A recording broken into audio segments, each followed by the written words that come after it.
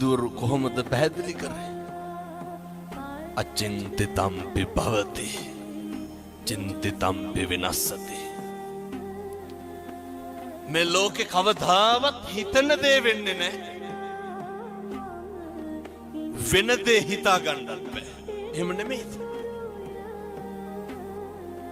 අපි නඩත්තු කරන අපේ ළඟම තියෙන වස්තුව මොකක්ද? අපේ ඇඟ, අපේ ශරීරය නේ. මේ කෙස් ටික වෙනස් වෙන්නේ නැද්ද? මම මේ කියන්නේ බාහිරයේ පැත්තකින් තියලා අපිට ඕන විදිහට ඕක තියාගන්න පුළුවන්. කම්මංගලං කින්ති කරෝමි. කර්මය දැඩි වුණාම හැම එකක්ම මේක වෙනස් වෙනවා. මතක තියාගන්න. දල්ල කඩි කාලා මිනිස්සු මැරෙනවා, නයි කාලා බේරෙනවා. එහෙමයි.